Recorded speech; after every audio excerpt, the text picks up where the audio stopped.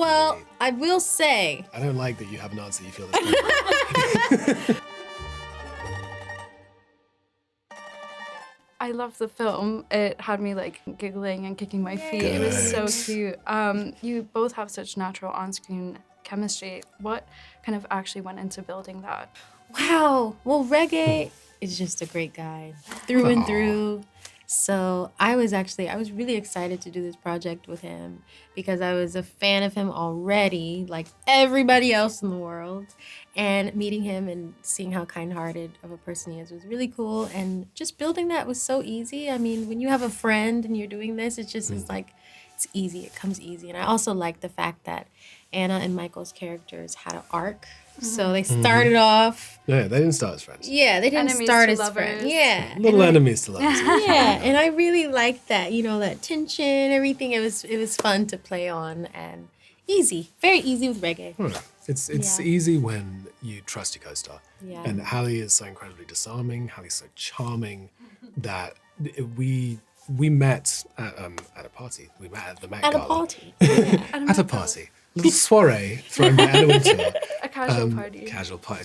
Halle was not dressed casual. Halle was in this sparkling silver two-tone situation that kind of saw as a beacon across the room. Like, the thing is, that room is like very glamorous, but you're on your own. Yeah. And so like seeing someone across the room who's like, hey, we're gonna be friends. And it's like, okay, let's do that. Yeah. It's like, it was a nice place to start. And like very quickly we just learned that romances are emotional trust falls every day. So knowing that Halle would catch me and I would catch Halle, that happens quick. And then from there, you just play. It's easy. Yeah. Do you remember what the first scene you shot together was? I'm just curious, like, what they catapulted you into. Well, it was the kitchen. It was the goddamn It kitchen. was So the hot. kitchen. It was hot in the kitchen. Yep, now I remember. He it was showing me. introducing Anna to the family, taking her into the kitchen, which was a real kitchen and was very, very hot and full of steam and like fire and food and like 200 crew.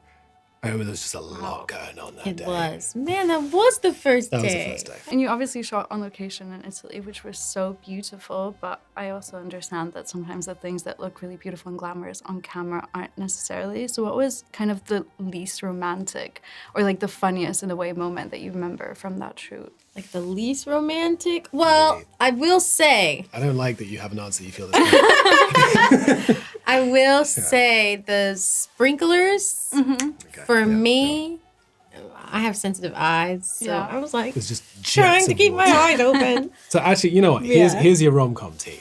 Like those scenes in the rain are not that fun to film. Like trying to act while you just got water being jetted at your eyes. It's like, so but I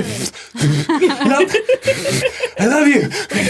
Is how that actually goes on set. Yeah. Until you kind of calibrate the exact amount of water at the exact right angle. Yeah. By which point everyone's already tired and like has swallowed half a gallon of the stuff. Before we shot that scene, mind you, it was hot. We shot in Italy in July, so it is smoldering. Well, my very, very talented director said, you know what, if I'm gonna put my actors in that situation and put them under actual sprinklers, I gotta try it out first. And true enough, Kat Coiro, before we shot the actors, she runs out into the vineyard and gets doused with the sprinklers. It looked so much fun that we all wanted to get in there with her. But I will tell you, that is a Kat Coiro special. So she got wet way before Rege and Halle did. And one take was fun, but I'll tell you, by the end of shooting that scene, they were happy when I turned off those sprinklers. I was gonna say, I love that you guys had like a blooper reel at the end, but I think I need you in the sprinklers. Right? And like an We all need extended. that. I think there's footage of that somewhere. Yeah, well, that character in the bloopers, she really wanted to be in those sprinklers. Did you realize that in the bloopers, by the way, you have to go, you gotta stay to the end credits because we got a surprise for you.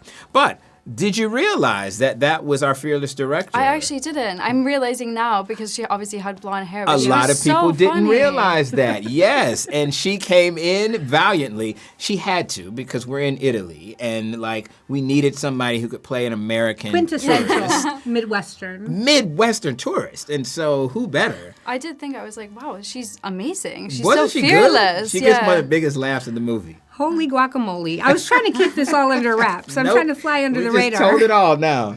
On rom-coms in general, they're such a rewatchable genre. I just think it's something that people come back to years and years later. They have such a permanent place in the zeitgeist. What do you think gives a rom-com that kind of staying power? And separately, what are some that you personally really love as well? I think for a rom-com to have staying power, you have to have endearing characters. I think that you have to have, like, somebody asking me, what are the romantic comedy tropes that you don't like?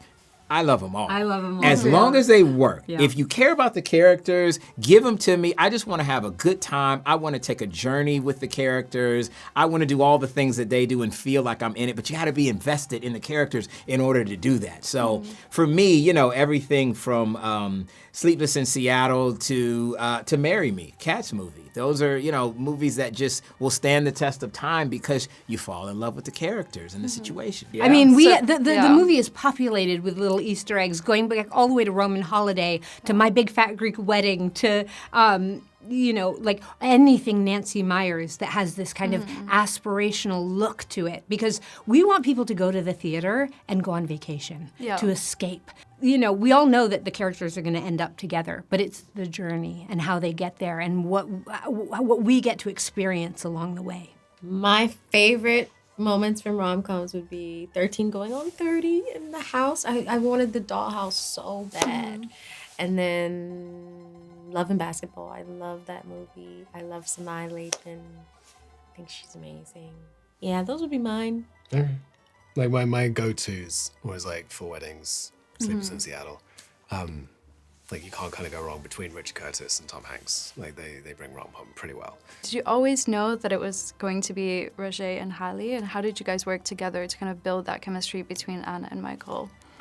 You know, a lot of movies you have a list of people that you want. We did not have that. It was Halle Bailey and Rege-Jean Page, and end of story. And so we got them. We were really excited. They're obviously both gorgeous and look good together. But then when we started having table reads and private rehearsals, we could see that they were the perfect complement to each other. And so, you know, my job as a director was to put them in a place where they could be comfortable playing off each other and finding their rhythm. And they really also like each other as performers, as human beings. And I think that comes across.